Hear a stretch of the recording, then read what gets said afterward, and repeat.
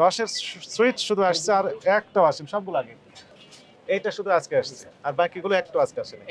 এই মিষ্টিগুলো কত করে বিক্রি করতেছেন? 300, কোনটা 720, কোনটা 390? সাদা আর কালো সাদা কালো 390 আর 720, আর যে এটা 720 এরা 720 মূল্য তালিকা দিয়েছেন। কোথায়? মাইক্রোস্কোপ অনুবীক্ষণ যন্ত্র লাগবে দেখার জন্য, এখান থেকে তো দেখা যায় না, পড়া যায়? আচ্ছা আচ্ছা, ওই দিখান এখন পড়েন তো, পড়তে পারবেন কোনটার দাম কত? মানে এখান থেকে তার মানে দেখা যাচ্ছে না, আপনি বুঝতে পেরেছেন? আপনি কাস্টমার কি ওইখানে যেতে দিবেন? নিয়ম কি, আইন কি? আইন ছিল একদম সহজে দৃশ্যমান স্থানে এমন ভাবে দিবেন যেন সহজে দেখতে পাওয়া যায়।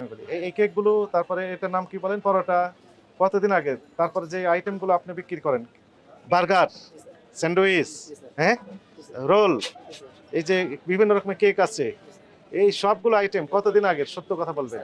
সব আজকের। Very good. আমাকে একটু ইনভয়েস দেখান, আমি একটু মিলাই নিতে চাই সবগুলো আজকের। যদি মিলে আপনাকে আমরা সালাম দিয়ে চলে যাবো, আর না মিললে আপনি দণ্ড খাবেন। বের করেন ইনভয়েস। আজকে 4 তারিখ, তাই না? ঠিক আছে, এখন আমরা একটু মিলাই নিই। ঠিক আছে, এই পরোটা না, কতগুলো বিক্রি করেছেন? বিক্রি করেছেন কতগুলো? বিক্রি করেছেন কতগুলো তার কোনো তথ্য নাই। বার্গার কয়টা নিয়ে মানে বিক্রি করেছেন? বিক্রি করেছেন কয়টা? 5টা আছে। তো আপনি অর্ডারে দিয়েছিলেন 5টি, আছে 5টি। আচ্ছা, প্লেন এখানে আসছে 3টে, কয়টা আছে? কালকে। কিন্তু আপনি তো বলেন সবগুলো আজকে। আজকেরও আছে, এখন ঠিক বলেছেন, আজকেরও অল্প একটু আছে, কিন্তু মেজরিটি হচ্ছে আগেকার। রসের সুইটস, রসের সুইট শুধু আসছে আর একটাও আসেনি, সবগুলো আগে। এইটা শুধু আজকে আসছে আর বাকিগুলো একটাও আজকে আসেনি। এটা তো আপনার ঠিকানা, আপনি তো এখানে তৈরি করলেন, এই কাজটা তো আপনার এখানকার। তো আপনি যদি এখন ডিক্লারেশন দেন যে এত এত এত, এটা হবে?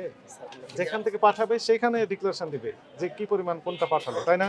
আপনি তো হক বেকারি, আপনি তো আর নিজে ওই ওই ইনভয়েসটা আপনি লিখতে পারবেন না, তো এটা তো আপনার লেখা। এইটি হচ্ছে যেখান থেকে আসবে ফ্যাক্টরি, ওই ফ্যাক্টরির বিভিন্ন আউটলেট থাকবে, কোন আউটলেটে কি পরিমাণ পণ্য সামগ্রী পাঠালেন ওই তারিখে, এগুলো লিখে লিখে পাঠিয়ে দিবেন।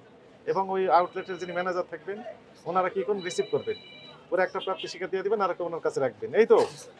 কিন্তু সেটা তো হয়নি, এটা আপনি নিজে নিজে লিখেছেন, এখানে বসে থেকে এখানে লিখেছেন, এখানকার ঠিকানা যুক্ত এই কাস্টমার মেয়াদ এখানে দিতে হবে, মূল্য দিতে হবে, মূল্য তালিকাও সেভাবে স্পষ্টভাবে দেওয়া নেই। উৎপাদন মেয়াদ এটি দিতে হবে। মিষ্টি এখন বিএসটি এর ম্যান্ডেটরি প্রোডাক্ট হয়েছে, আগে ছিল না, এখন বিএসটি ম্যান্ডেটরি প্রোডাক্ট। এটা তৈরি করতে গেলেও আপনার লাইসেন্স লাগবে, আর লাইসেন্সের ওখানে কিছু শর্তাবলী জুড়ে দিতে হবে এবং উৎপাদন মেয়াদ এগুলো দিতে হবে। ঠিক আছে, এই তথ্যগুলো দেওয়া বাধ্যতামূলক। এমআরপি তো দিতেই হবে, সেগুলো দিচ্ছেন না, তাহলে আপনার ইনভয়েসের সাথে প্রোডাক্টের কোনো মিল নেই। মেয়াদোত্তীর্ণ প্রোডাক্ট আপনি খাওয়াতে পারবেন না, বিক্রি করতে পারবেন না, এটা অপরাধ। এখন থেকে তাহলে উৎপাদন মেয়াদ এগুলো দিবেন এবং ইনভয়েস সংরক্ষণ করবেন, স্টক রেজিস্টার মেইনটেইন করবেন, মূল্য তালিকা দিবেন। এখন থেকে কারেকশন করবেন। কি কি কারেকশন করতেন বলেন? তার মানে পাকে ক্যাশ মেমোতে যে বৈশিষ্ট্য থাকে, নাম ঠিকানা থাকে, সেটা থাকবে। আপনি স্টক রেজিস্টার রাখবেন, মূল্য তালিকা স্পষ্ট মানে দৃশ্যমান স্থানে বড় করে লটকে দিবেন, এবং এই যে প্রোডাক্টগুলো বিক্রি করছেন সেগুলো উৎপাদনের মেয়াদ দিবেন। এগুলো করবেন। আপনাকে সতর্কতামূলক 10,000 টাকা জরিমানা আরোপ করা হলো।